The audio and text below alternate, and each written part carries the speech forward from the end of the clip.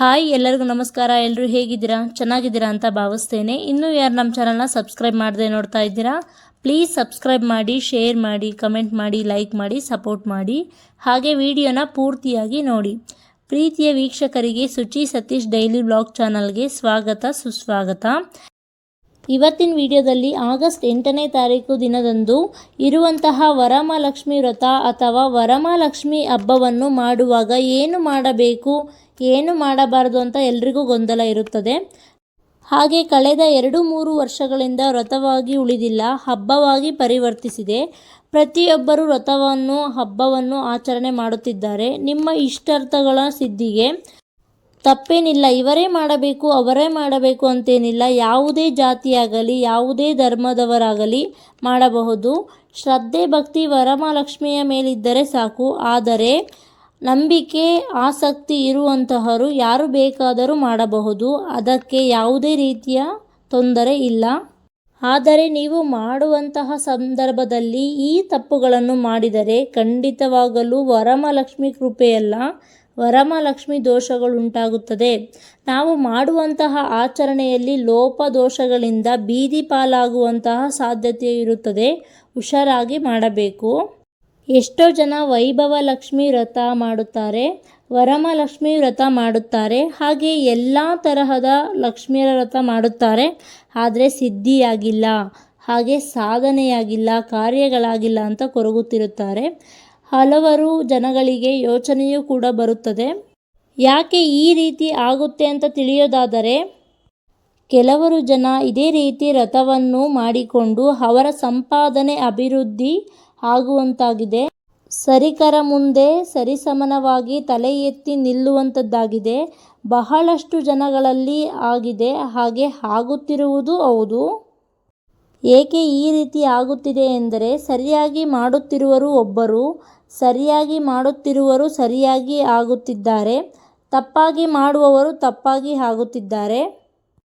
ವರಮಹಾಲಕ್ಷ್ಮಿ ವ್ರತ ಅನ್ನುವಂತಹದ್ದು ಈಗಿನ ದಿನಗಳಲ್ಲಿ ಆಡಂಬರ ಆಗಿದೆ. ಕೆಲವರು ಬಾಡಿಗೆಗೆ ಒಡವೆಯನ್ನು ತರುವುದು, ಬಾಡಿಗೆಗೆ ಮುಖಗಳನ್ನು ತರುವುದು, ಕಾಲುಗಳನ್ನು ಕಟ್ಟಿ ದೇವರಿಗೆ ಶೃಂಗಾರ ಮಾಡುವುದು ತಪ್ಪು ಎಂದು ಹೇಳಲಾಗಿದೆ. ಲಕ್ಷ್ಮಿಯನ್ನು ಒಲಿಸಿಕೊಳ್ಳಲು ಸರಳವಾದ ವಿಧಾನ ಏನಪ್ಪ ಎಂದರೆ, ಸಾಮಾನ್ಯವಾಗಿ ಕಳಸದಲ್ಲಿಯೇ ಪೂಜಿಸಬೇಕು. ಸಾಮಾನ್ಯವಾಗಿ ಎಂದರೆ ಕಳಸಕ್ಕೆ ಬಿದಿರು ಕೋಲು ಕಟ್ಟುವುದು, ಹಾಗೆ ಟ್ವನ್ ದಾರ ಕಟ್ಟುವುದಲ್ಲ. ಮತ್ತು ಡಬ್ಬದ ಮೇಲೆ ಡಬ್ಬಗಳನ್ನು ಇಟ್ಟು ಲಕ್ಷ್ಮಿ ಅಲಂಕಾರ ಮಾಡುವುದು ಸರಿಯಲ್ಲ. ನೀವು ನೋಡಿರಬಹುದು, ಅಷ್ಟು ಡಬ್ಬಗಳನ್ನು ಇಟ್ಟರೂ ಕಳಸವನ್ನು ಇಟ್ಟೇ ಇರುತ್ತಾರೆ. ಏಕೆ ಎಂದರೆ ಮೂಲ ದೇವತೆ ಆಹ್ವಾನ ಮಾಡುವಂತಹದ್ದು ಅದೇ ಕಳಸದಲ್ಲಿಯೇ ಹೊರತು ಡಬ್ಬಗಳಲ್ಲಿ ಅಲ್ಲ. ಜೊತೆಗೆ ಕೈ ಕುಳಿತಿರುವ ರೀತಿ, ಹಾಗೆ ನಿಂತಿರುವ ರೀತಿ, ಹಾಗೆ ನಿಂತುಕೊಂಡಿದ್ದರೆ ಮನೆಯಿಂದ ಆಚೆಗೆ ಹೋಗುತ್ತಾಳೆ ಎನ್ನುವುದು ತಪ್ಪು. ಅದು ಬರೀ ನಮ್ಮ ಕಲ್ಪನೆ ಅಷ್ಟೇ. ಸಾಮಾನ್ಯವಾಗಿ ನಮ್ಮ ಮನೆಯಲ್ಲಿ ಇರುವಂತಹ ತಾಮ್ರದ ಕೊಡದಲ್ಲಿ ಪೂಜೆ ಮಾಡಿದ್ದರೆ ಸಾಕು. ವರಮಹಾಲಕ್ಷ್ಮಿ ವ್ರತವನ್ನು ಮಾಡುವಾಗ ಬೆಳ್ಳಿಯಾಗಲಿ ಬಂಗಾರದ ಕಳಸದಲ್ಲಾಗಲಿ ಅಲ್ಲ, ತಾಮ್ರದ ಕಳಸದಲ್ಲಿಯೇ ನೀವು ಸಿದ್ಧಿ ಮಾಡಿಕೊಳ್ಳುವುದೇ ಹೊರತು ಬಂಗಾರ ಅಥವಾ ಬೆಳ್ಳಿ ದೇವರು ಕೊಡುತ್ತಾ ಇಲ್ಲ ಎಂದು ಕೊರಗುವುದು ಅಲ್ಲ. ದೇವರು ಬಂಗಾರದಲ್ಲಿ ಮಾಡಿ ಅಂತ ಹೇಳಿರಲ್ಲ, ಅಥವಾ ಬೆಳ್ಳಿ ಕಳಶದಲ್ಲಿ ಮಾಡಿ ಅಂತ ಹೇಳಿರಲ್ಲ. ಹಾಗಾಗಿ ತಾಮ್ರದ ಕಳಶದಲ್ಲಿಯೇ ನೀವು ಮಾಡುವುದು ಉತ್ತಮ ಎಂದು ಹೇಳುತ್ತೇನೆ.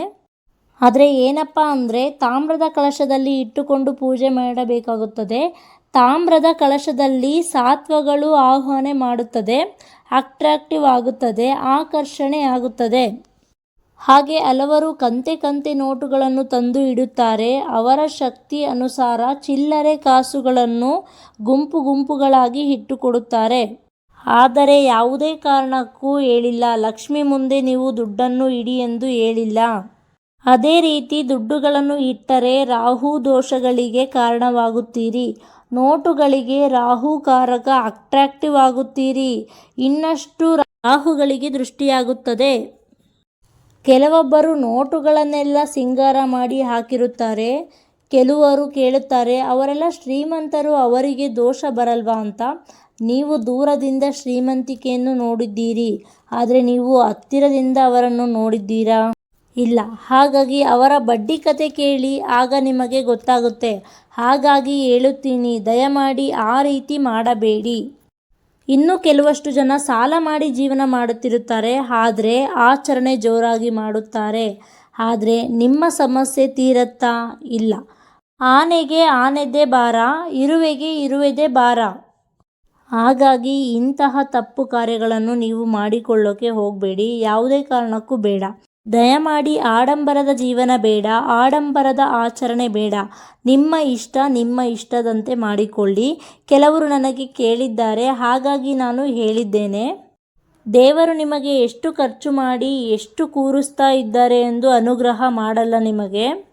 ಒಂದು ಸಾಮಾನ್ಯವಾಗಿ ಕಲಶದಲ್ಲಿ ಇಟ್ಟು, ಅಮ್ಮ ವರಮಹಾಲಕ್ಷ್ಮಿ ಕಮಲವಾಸಿನಿ, ನನ್ನ ಕಷ್ಟಗಳನ್ನು ಪಾರು ಮಾಡು ಎಂದರೆ ಸಾಕು. ಪರಿಹರಿಸು ತಾಯಿ, ನನ್ನ ಕಷ್ಟಗಳನ್ನು ನಿನ್ನ ಪಾದಕ್ಕೆ ಇಡುತ್ತೀನಿ ತಾಯಿ, ಪರಿಹರಿಸು ತಾಯಿ. ಸಾತ್ವಿಕ ಪ್ರಾರ್ಥನೆಯಿಂದ ಅಮ್ಮನವರನ್ನು ಮೆಚ್ಚಿಸಿಕೊಳ್ಳುವುದಕ್ಕೆ ಸಾಧ್ಯ. ಇಲ್ಲ ಅಂದರೆ ಇಲ್ಲ. ಕೆಲವರು ಯಾವುದೋ ಸಮಯದಲ್ಲಿ ಪೂಜೆಯನ್ನು ಮಾಡುತ್ತಾರೆ. ದಯಮಾಡಿ ಮಾಡಬೇಡಿ. ಆದಷ್ಟು ಗೋಧೂಳಿ ಸಮಯದಲ್ಲಿ ಪೂಜೆಯನ್ನು ಮಾಡಿ. ಆದಷ್ಟು ಗೋಧೂಳಿ ಸಮಯದಲ್ಲಿ ಸಂಜೆ ಸೂರ್ಯಾಸ್ತಳದಲ್ಲಿ ಆಗಿರಬೇಕು. ಸೂರ್ಯ ಇಳೀತಾ ಇರಬೇಕು. ಆವಾಗ ನಾವು ಪೂಜೆಯನ್ನು ಮಾಡಬೇಕಾಗುತ್ತೆ. ಕೆಲವರನ್ನು ಗಮನಿಸಿದ್ದೀವಿ, ರಾತ್ರಿಯೆಲ್ಲ ಕೂತು ಒಬ್ಬಟ್ಟು ಒತ್ತುತ್ತಾರೆ. ಬೆಳಿಗ್ಗೆ 3 ಗಂಟೆಗೆ ಪೂಜೆಯನ್ನು ಮಾಡುತ್ತೀನಿ ಎಂದು ಹೇಳ್ತಾರೆ. ಹಾಗೆ ಮಾಡಬಾರದು. ದಯಮಾಡಿ ಹಾಗೆಲ್ಲ ಮಾಡಬೇಡಿ. ನಿಮ್ಮ ಕಷ್ಟಗಳನ್ನು ಕಳೆದುಕೊಳ್ಳಬೇಕು ಎಂದರೆ ವ್ರತವನ್ನು ಮಾಡುವವರು, ದೇಹದಲ್ಲಿ ಶಕ್ತಿ ಇರುವಂತಹವರು ಬೆಳಗಿನಿಂದ ಸಂಜೆಯವರೆಗೂ ನಾನಾ ಸಿಹಿ ಭಕ್ಷ್ಯವನ್ನು ಕದನವನ್ನು ಅಮ್ಮನವರಿಗೆ ನೈವೇದ್ಯ ಮಾಡಿ ನೀವು ಊಟ ಮಾಡಿ. ಇವುಗಳೇ ವಾಡಿಕೆ ಎಂದು ಹೇಳಲಾಗಿದೆ. ಆದಷ್ಟು ಕಂತೆ ನೋಟುಗಳನ್ನು ಇಡಬೇಡಿ. ಹಾಗೆ ಡಬ್ಬ ಮೇಲೆ ಇಟ್ಟು ದೇವಿಯನ್ನು ಕೂರಿಸಬೇಡಿ. ಹಾಗೆ ಹೊತ್ತಿಲ್ಲದ ಹೊತ್ತಿನಲ್ಲಿ ಪೂಜೆಯನ್ನು ಮಾಡಬೇಡಿ. ಈ 3 ತಪ್ಪುಗಳನ್ನು ದಯಮಾಡಿ ಮಾಡಬೇಡಿ. ನನಗೆ ಗೊತ್ತಿರೋಷ್ಟು ನಾನು ಹೇಳಿದ್ದೇನೆ. ಇದರ ಮೇಲೆ ನಿಮ್ಮ ಇಷ್ಟಾರ್ಥ. ವೀಕ್ಷಕರು ನನಗೆ ಕೇಳಿದ್ದರು, ದೇವಿ ಮುಂದೆ ಹಣವನ್ನು ಎಷ್ಟು ಇಡಬೇಕೆಂದು. ಅದಕ್ಕೆ ನಾನು ಹೇಳ್ತಿರೋದು, ಯಾವುದೇ ರೀತಿಯ ಹಣ ಇಡುವುದಾಗಲಿ ಬೇಡ ಎಂದು. ನಿಮ್ಮ ಕೈಯಲ್ಲಿ ಎಷ್ಟಾಗುತ್ತೋ ಅಷ್ಟಾರ್ಥಗಳನ್ನು ಮಾಡಿ ಸಾಕಾಗುತ್ತೆ. ಈ ವಿಡಿಯೋ ನಿಮಗೆ ಇಷ್ಟ ಆದರೆ ದಯಮಾಡಿ ಶೇರ್ ಮಾಡಿ, ಕಮೆಂಟ್ ಮಾಡಿ, ಲೈಕ್ ಮಾಡಿ, ಸಪೋರ್ಟ್ ಮಾಡಿ. ಹಾಗೆ ನಿಮ್ಮ ಫ್ಯಾಮಿಲಿ ಫ್ರೆಂಡ್ಗೆ ಈ ವಿಡಿಯೋನ ಶೇರ್ ಮಾಡಿ. ಅವ್ರಿಗೂ ಕೂಡ ಹೆಲ್ಪ್ ಆಗ್ಬೋದು. ಅವ್ರಿಗೂ ಕೂಡ ಈ ಇನ್ಫಾರ್ಮೇಷನ್ ಇಷ್ಟ ಆಗ್ಬೋದು. ಅವ್ರಿಗೂ ಕೂಡ ಎಲ್ಲದನ್ನು ಅರ್ಥವಾಗುತ್ತೆ ಎಂದು ತಿಳಿಸ್ತೇನೆ. ವಿಡಿಯೋ ಇಷ್ಟ ಆದರೆ ಹೇಗಿತ್ತು ಅಂತೇಳಿ ಕಮೆಂಟ್ ಮಾಡಿ. ಹಾಗೆ ಮುಂದಿನ ವಿಡಿಯೋಗಳಲ್ಲಿ ಹಾಗೆ ಮುಂದಿನ ವಿಚಾರಗಳಲ್ಲಿ ಸಿಗ್ತೀನಿ. Thank you for watching.